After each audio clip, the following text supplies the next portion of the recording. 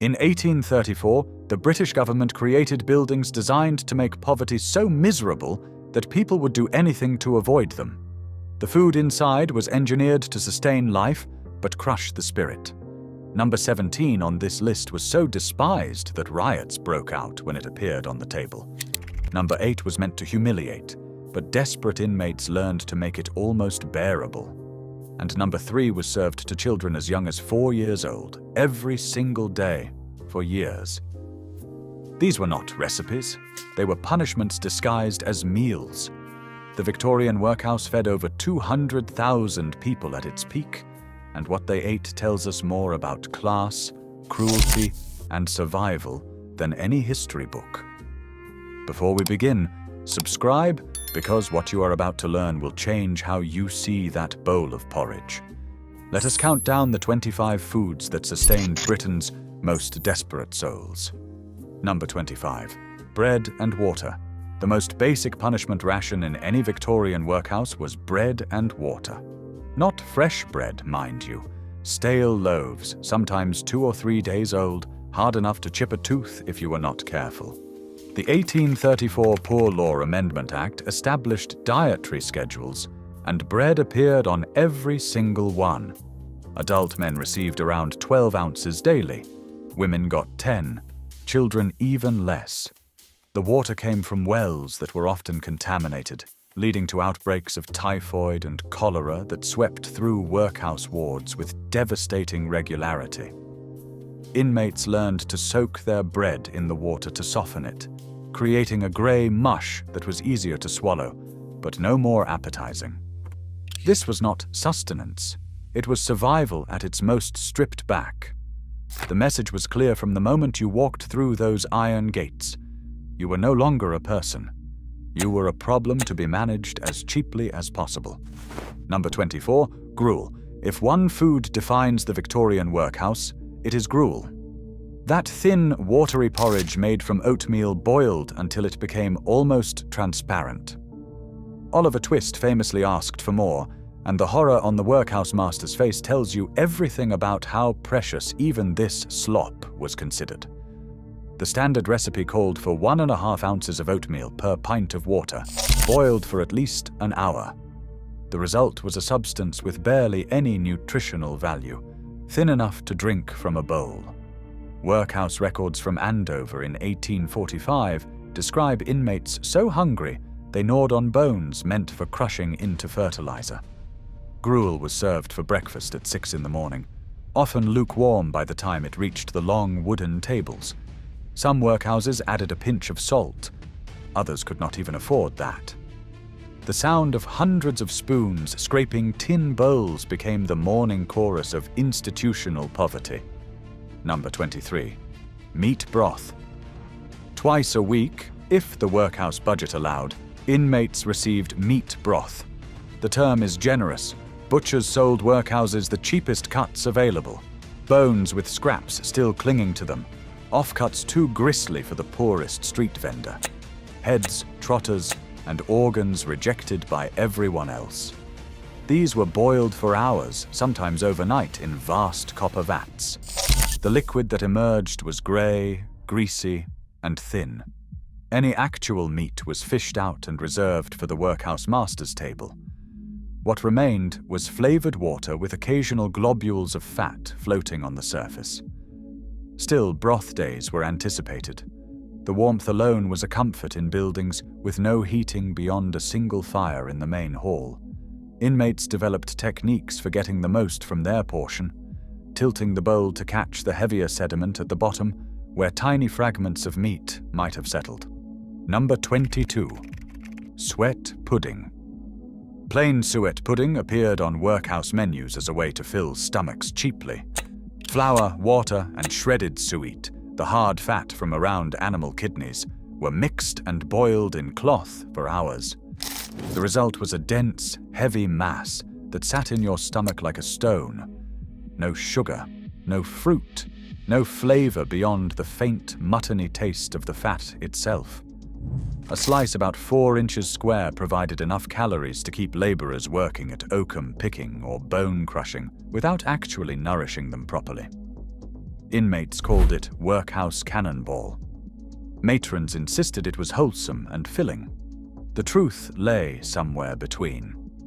Sweet pudding was cheap, around a penny to feed 10 people, and it silenced hunger pangs for a few hours. That was all anyone expected from it. Children learned to swallow it quickly, before the cold made it congeal into something even harder to stomach. Number 21. Potatoes. Potatoes became the staple of workhouse dinners throughout Britain, especially after the Great Famine proved their danger as a sole food source. Workhouses served them boiled, usually still in their skins to save preparation time and fuel. Each adult received between 8 and 12 ounces per meal, depending on local dietary schedules. The potatoes were often old, sprouting, or partially rotten. Cooks were instructed to cut away the worst parts rather than waste anything. The remaining portions were thrown into vast boiling pots with minimal water. What emerged was sometimes firm enough to pick up, sometimes collapsed into grey mash. Either way it was eaten. Salt was a luxury most workhouses could not justify, so potatoes were consumed plain, their earthy blandness becoming the taste of institutional poverty. Inmates who had known better days before misfortune struck them remembered seasoned food the way others remembered lost loves. Number 20. Cheese. Cheese appeared on workhouse menus as an occasional protein supplement, usually hard varieties that had aged well past their prime. Suffolk workhouses favoured Suffolk Bang, a cheese so hard and dry it was said you could make buttons from it. A 2-ounce portion was standard, served alongside the daily bread ration.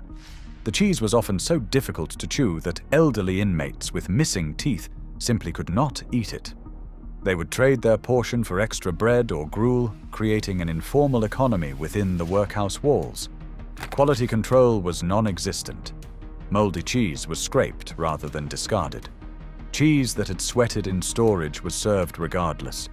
The sharp, sour taste cut through the monotony of gruel and bread, which made it almost welcome despite its condition. For children who had never tasted anything else, workhouse cheese was simply cheese. They had no comparison to know what they were missing. Number 19. Milk porridge. On Sundays, some workhouses upgraded breakfast from gruel to milk porridge. The milk was skimmed, meaning all the cream and most of the fat had been removed for sale to paying customers. What remained was thin, bluish, and barely distinguishable from the water used to stretch it further. Still, milk porridge was anticipated. The slight sweetness of the lactose, the marginally thicker texture, these small differences mattered enormously when every other day brought the same watery oatmeal. Children in particular looked forward to Sunday breakfast. Some workhouse matrons added a spoonful of treacle to the communal pot on Christmas Day, turning milk porridge into a genuine treat. But such kindnesses were rare and often unofficial. The dietary schedules were set by boards of guardians who never tasted what they prescribed. Milk porridge was the closest most inmates came to comfort food. Number 18. Peas pudding. Peas pudding hot, peas pudding cold. The nursery rhyme masks how essential dried peas became in Victorian institutional feeding. Split yellow peas were soaked overnight, then boiled in cloth bags until they collapsed into a thick paste. Served hot, peas pudding was almost palatable. The texture smooth, the flavor mild and slightly sweet. Cold, it set into a rubbery mass that had to be sliced with a knife. Workhouses served it both ways depending on kitchen schedules and fuel availability. A standard portion was about 6 ounces, providing genuine protein and carbohydrates that gruel simply could not match. Peas pudding kept well could be made in enormous batches and used ingredients that cost almost nothing. In northern workhouses especially, it appeared multiple times per week. The smell of boiling peas became synonymous with institutional kitchens drifting through corridors and wards alike. Number 17. Oatmeal stirabout. In Irish workhouses during and after the Great Famine, oatmeal stirabout became the most hated meal on the dietary schedule. not because it was worse than English gruel, but because of what it represented. Stirabout was oatmeal cooked thicker than gruel, stirred constantly to prevent burning, and served in portions calculated to the quarter ounce. The 1847 regulations specified 8 ounces of dry oatmeal per adult per day, prepared as stirabout. The problem was that Irish inmates associated oatmeal with English rule, with soup kitchens, with the systematic starvation that killed over 1 million people. When stirabout appeared, some inmates refused to eat it, others wept. In Ballinrobe Workhouse in 1847, inmates rioted over the quality of stirabout served, claiming it was so thin it ran through their fingers. Guards were called, punishments were administered, but the stirabout never improved. It remained a symbol of everything wrong with how Britain treated its poor. Number 16. Beef. Actual meat appeared on workhouse tables approximately twice per week, though what qualified as beef would horrify a modern butcher. The contracts between workhouses and local suppliers specified the cheapest grades available. Shin, cheek, and offcuts too tough for regular sale. These were boiled until the fibers separated, then served in portions of 3 to 4 ounces alongside potatoes and bread. The boiling liquid became the broth served on other days, stretching one purchase across multiple meals. Inmates learned which serving positions received the better pieces. Those who ladled from the bottom of the pot got mostly bone and gristle. Those served from the surface found occasional actual meat. This knowledge created hierarchies, favoritism, and resentment. Beef days reminded inmates of what real food tasted like, while simultaneously demonstrating how far they had fallen from tables where meat was plentiful. Number 15. Rice pudding. Rice appeared in workhouse kitchens as both a cheap import from the colonies and a way to add variety to the endless cycle of gruel and bread. Boiled in skimmed milk with a tiny amount of sugar, rice pudding was served to children and invalids who could not digest harder foods. The portions were small, perhaps 4 ounces, barely sweetened, and often served cold. But compared to everything else on the workhouse menu, rice pudding approached actual dessert. Some matrons saved it as a reward for good behavior. Others served it only to the sick wards, where patients too ill to work received slightly gentler treatment. The rice itself was often broken grains, rejected by merchants for retail sale.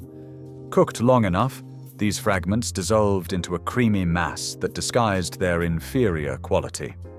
Children who survived workhouse childhoods often remembered rice pudding as the one bright spot in years of institutional meals. Number 14. Bread and treacle. For children especially, bread and treacle represented the closest thing to a treat the workhouse provided. Black treacle, the dark byproduct of sugar refining, cost almost nothing and provided quick energy through its concentrated sweetness. A slice of bread spread thinly with treacle appeared on children's dietary schedules as a supper option, perhaps 3 times per week. The smell of treacle was one of the few pleasant aromas in buildings that otherwise reeked of unwashed bodies, boiling cabbage, and despair. Children learned to eat slowly, making each sticky bite last as long as possible. Some licked the treacle off first, savoring the sweetness before tackling the dry bread underneath. Others mixed the two together, letting the molasses soak into the crumb until the whole slice turned dark and soft. These were the small pleasures that made survival bearable. A moment of sweetness before returning to oakum picking or lessons in the schoolroom. Number 13. Mutton. Mutton was cheaper than beef and appeared more frequently on workhouse tables, particularly in sheep-rearing districts. The meat came from old ewes no longer productive for wool, their flesh tough and strongly flavored after years of grazing. Boiled in the same vast copper vats used for everything else, mutton emerged grey and stringy, requiring serious chewing to break down. The taste was unmistakably ovine, gamey, fatty, lingering in the mouth long after the meal ended.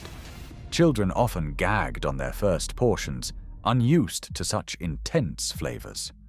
Adults who had eaten mutton before poverty struck them recognized how inferior workhouse portions were compared to what proper cooks could achieve. Yet protein was protein. The body needed it regardless of taste. Mutton days kept inmates strong enough to work, which was, after all, the entire point of the Victorian workhouse system. Number 12. Vegetable soup. Vegetable soup sounds wholesome until you understand what workhouses meant by the term. Turnip peelings, cabbage cores, carrot tops, and potato skins, the scraps that any reasonable kitchen would discard, were saved throughout the week and boiled together on soup days. The liquid that resulted was thin, slightly green, and tasted mainly of whatever vegetable had dominated that week's waste. Onion skins added color but bitterness. Leek tops contributed slime. The soup was served as a main course, not an accompaniment, with bread to soak up whatever nutrition might exist in the murky depths. Inmates stirred their bowls hopefully, searching for solid pieces that never materialized. This was recycling taken to its extreme. Nothing wasted, but nothing nourishing either. Vegetable soup existed to fill stomachs and tick boxes on dietary schedules. Whether it actually fed anyone was beside the point. Number 11. Salt fish. On Fridays, many workhouses observed religious tradition by serving fish instead of meat. Salt cod, preserved through heavy salting and drying, was the cheapest option available. It had to be soaked for at least 24 hours before cooking to remove excess salt, a step sometimes skipped when kitchens were short-staffed. The result was either a tough, fibrous portion that tasted overwhelmingly of the sea, or a properly prepared piece that actually resembled food. Much depended on the individual cook's skill and willingness to take extra steps. Salt fish was served with potatoes and occasionally a watery parsley sauce made from flour, water, and dried herbs. The combination was filling but monotonous. Inmates who had grown up in coastal communities knew how good fish could taste when fresh. For them, Saltfish Friday was yet another reminder of everything poverty had taken from them. Number 10. Boiled cabbage. No vegetable appeared more frequently on workhouse tables than cabbage. Cheap to grow, available year-round when properly stored, and filling when boiled to softness, cabbage became the default accompaniment to meat and potato dinners. Vast heads were quartered and dropped into boiling water, cooked until they collapsed into grey-green heaps that had surrendered every vitamin to the cooking liquid. The smell permeated everything. Walls, uniforms, hair. Inmates claimed they could smell workhouse cabbage from the street outside. The taste was sulphurous and bitter, improved only slightly by the addition of meat drippings when budget allowed. Children learned to swallow cabbage without chewing, avoiding the texture that made so many gag. Adults ate it because refusing food meant punishment. Boiled cabbage was sustenance stripped of all pleasure, nourishment reduced to its most functional form. Number 9. Indian meal. When corn prices fell in the mid-19th century, workhouse administrators discovered Indian meal, ground maize imported from America. It was staggeringly cheap and could be prepared similarly to oatmeal. The problem was that British stomachs were not accustomed to maize, and the meal was often contaminated with mold that caused severe digestive problems. Indian meal porridge was yellow, gritty, and tasted vaguely sweet compared to oatmeal. Some inmates preferred it. Others found it caused cramps, diarrhea, and worse. During the Irish famine, Indian meal was distributed as relief food, earning the nickname Peel's Brimstone, after the Prime Minister who authorized its import. The association with death and suffering followed maize into English workhouses, where it was served regardless of cultural baggage. Administrators cared about cost, not symbolism. If Indian meal could feed more inmates for less money, Indian meal would be served. Number 8. Skilly. Skilly was Grul's even more miserable cousin.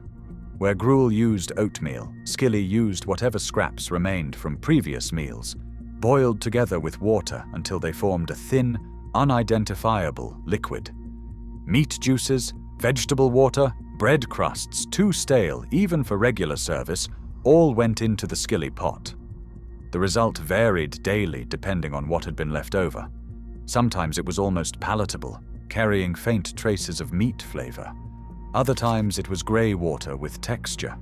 Skilly was served when supplies ran low, when budgets were tight, when administrators needed to stretch rations beyond what dietary schedules specified. Inmates knew skilly meant things were bad and about to get worse.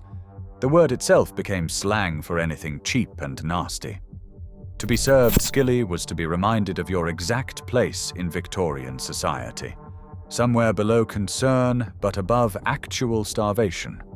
Number 7. Bread and cheese supper.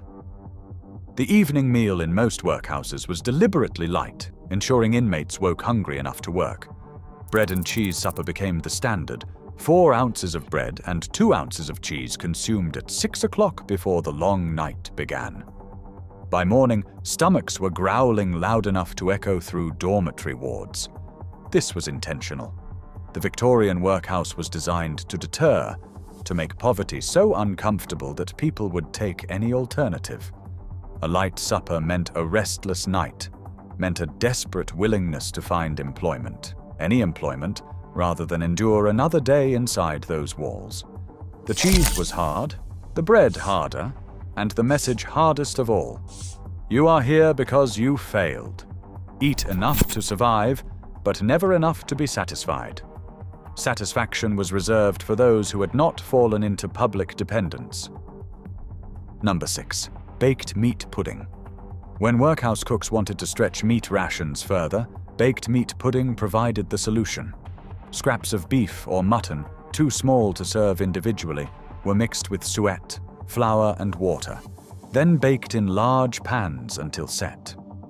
Each inmate received a slice roughly 4 ounces in weight, containing perhaps an ounce of actual meat distributed through the heavy dough. The pudding was grey throughout, with occasional darker spots where meat had concentrated.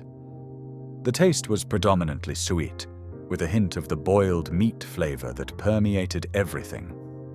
Baked meat pudding was more filling than meat broth, more substantial than vegetable soup, but somehow less satisfying than actual portions of meat. It represented institutional efficiency at its finest. Maximum calories per penny spent, distributed equally regardless of individual need. Number 5. Onion gruel. For sick inmates confined to infirmary wards, standard gruel was considered too harsh. Onion gruel offered a gentler alternative, made by boiling chopped onions in water until soft, then straining the liquid and adding small amounts of oatmeal. The result was milder than regular gruel, easier on damaged digestive systems, and faintly flavored with the sweetness that onions develop when cooked long enough. Nurses administered onion gruel to patients recovering from fever, to mothers after childbirth, and to the elderly whose bodies could no longer handle solid food. It was medicine as much as nourishment, a recognition that even the workhouse system had to acknowledge human frailty. The smell of onion gruel in an infirmary ward meant someone was suffering but being cared for, however inadequately. It was kindness measured in careful spoonfuls. Number 4. Bone broth. The Andover workhouse scandal of 1845 revealed that inmates were so hungry they fought over bones meant for crushing into fertilizer, gnawing off remaining scraps of rotting meat and marrow. The incident shocked Victorian society and led to reforms, but it also highlighted what bone broth meant in workhouse kitchens. Bones were boiled for hours, sometimes days, extracting every trace of fat, gelatin, and flavor. The liquid served to inmates was the final extraction, after kitchen staff had already skimmed off anything valuable. What remained was essentially flavored water, thin and greasy, served warm as a midday meal. Inmates added bread to give it substance, creating a soggy mass that was easier to stomach than drinking the broth alone.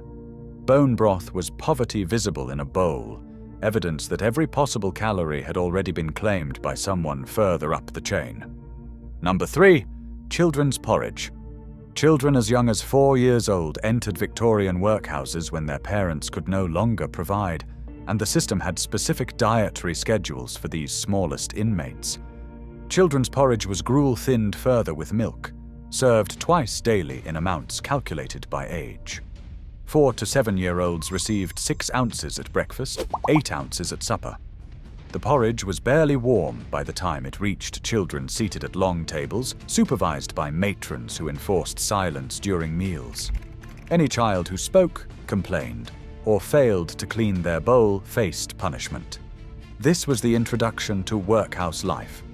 Before you could walk properly, before you could read, you learned that food was precious, meals were earned, and hunger was your constant companion. Children who survived years on this diet emerged stunted, malnourished, and marked for life. The porridge that was meant to sustain them instead defined the limits of what society thought they deserved. Number 2. Workhouse tea. Tea was served to adults in some workhouses, but what they received bore little resemblance to the beverage enjoyed in middle-class parlors. Workhouse tea was made from leaves already used several times, brewed weak enough that you could see the bottom of the tin mug through the liquid. Sugar was a luxury rarely provided. Milk was skimmed beyond recognition. The resulting drink was brown, lukewarm, and bitter, but it was tea. That mattered. Tea represented civilization, normalcy, a connection to the world outside the workhouse walls. Inmates wrapped their hands around warm mugs and remembered better times when tea was strong and sweet. Some saved their portions, trading tea for other rations in the informal economy that developed within every institution. Tea was currency, comfort, and reminder all at once. The weakest cup still carried the weight of everything that had been lost. Number 1. Workhouse bread. Above all else, bread sustained the Victorian workhouse. It appeared at every meal in quantities carefully calculated to provide enough calories for survival without encouraging dependence. The bread itself was made from the cheapest flour available, often adulterated with ground peas, beans, or potato to stretch supplies further. It was baked in vast batches, distributed days after leaving the oven, hard enough to require serious effort to chew. But bread was reliable. Bread was constant. When meat was scarce, when vegetables ran out, when gruel was thinner than water, there was always bread. Inmates measured their existence in bread rations. 12 ounces for working men, 10 for women, 8 for older children, less for the youngest. A reduction in bread rations was a death sentence delivered in ounces. Bread was not just food in the Victorian workhouse. It was the difference between survival and starvation, the thin line that separated the living from those who had given up entirely. These 25 foods tell a story that Britain spent decades trying to forget. The workhouse system was designed to punish poverty, and food was its primary weapon. Every thin bowl of gruel, every hard crust of bread, every grey slice of boiled meat carried the same message. You are here because you failed. You will eat what we give you. You will be grateful for it. Try eating nothing but porridge and bread for a single day. Then imagine years. Imagine growing up never knowing what proper food tasted like. Imagine watching your children eat Skilly because the alternative was the street. Share which food shocked you most in the comments. I want to know if children's porridge hits differently than bone broth. I want to know if anyone's grandparents remembered these meals from stories passed down through generations. Because these were not ancient history. The last workhouses closed in 1930. People who ate this food may still be alive today. Their memories are our inheritance, a reminder of what happens when society decides some people deserve less than human treatment. Your great-grandmother might have known.